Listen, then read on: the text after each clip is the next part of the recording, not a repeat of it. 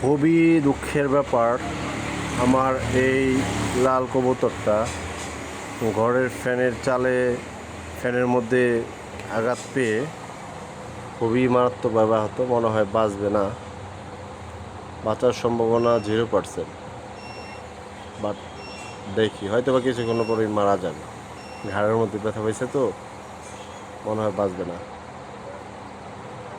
খুবই কষ্ট লাগলো, কারণ ওরা দুটো ডিম ছিল, ডিম দুটো হয়তো বা নষ্ট হয়ে যাবে, অন্য জায়গা চালানোর মতো সিস্টেমও নাই। দুঃখের বিষয়, হয়তো বা কিছুক্ষণ পরে মারা যেতে পারে। বাট খুবই খারাপ লাগতেছে কবুতরটার জন্য। ভালো করে খেয়াল করে দেখে সারতে পারিনি, ফ্যান চালু ছিল, ঘাড়ের মধ্যে বাড়ি লেগে নিচে পড়ে গেছে।